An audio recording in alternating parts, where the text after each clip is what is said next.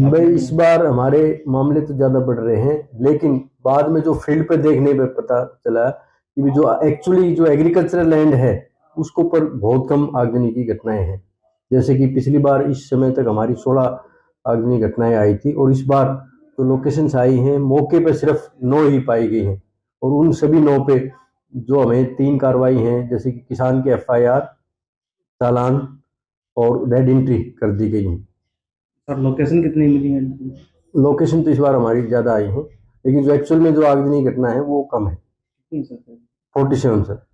Total 47 हाँ हाँ location. जी, हाँ जी। तो इनमें से मैं असली कितनी कुछ हुई? हमारी मतलब एग्रीकल्चरल लैंड पे नहीं है, जैसे कि मान लीजिए नहर के साथ लगी हुई है, रास्ते में लगी हुई है, या कुछ एक दो हो सकता फेक दो की आगजनी नहीं पाई। तो 9 मिली है सर अभी तक। हाँ जी, हाँ जी।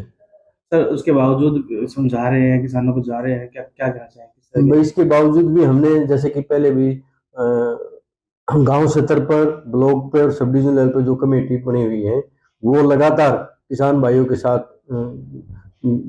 गांव में खेत में जाके जो भी हमारी कृषि यंत्र की मशीनें हैं उनके साथ डेमो करवा के, जैसे कि सुपर सीडर है, और इसके साथ साथ ये इंश्योर किया है हमने इस बार कि कोई भी हमारी कटाई वाली मशीन है, कंबाइन मशीन, वो बिना SMS के ना चले। ताकि अगर SMS के साथ चलेगी तो उसमें सैनी की तरफ पराली कट जाती है, और उसमें किसान भाई आसानी से उसका प्रबंधन कर सकता है। और इस बार हमने प्रयास किया है कि भी कोई भी कंबाइन मशीन बिना SMS न चले। तो सर जिस तरह 9 मामले सामने आए हैं तो उन पे क्या क्या कार्रवाई की जा रही है, कितना फाइन है? उनमें उस पे हमारा 2 एकड़ तक 5,000 रुपये, 2 से 5 एकड़ 10,000, और उससे ऊपर अगर एरिया है तो 30,000 रुपये है।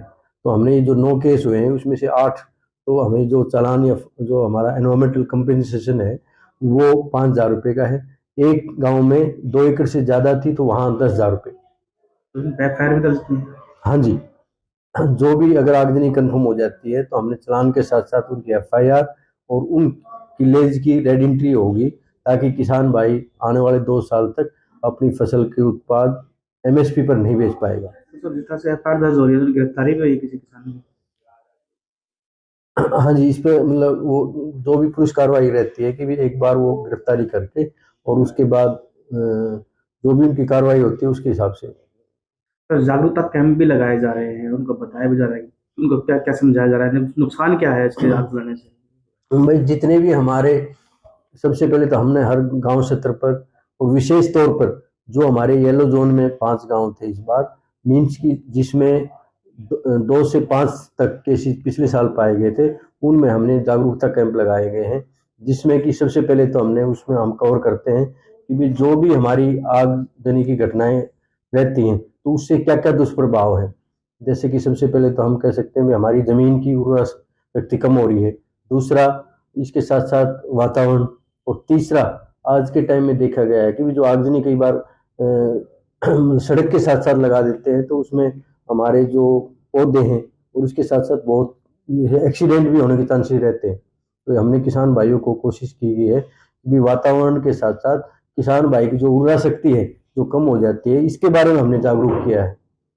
दूसरा, हमने किसान भाइयों को बताया है कि भाई हम आज के टाइम में जो हमारे कृषि यंत्र हैं, जैसे कि ये किसान भाई अगर इंश्योर करता है कि उसकी कंबाइन मशीन के साथ SMS लगा हुआ है, और साथ साथ अगर सुपर सीडर अवेलेबल है तो वो उसका प्रबंधन कर सकता है। ये तो होगा इन सीटू।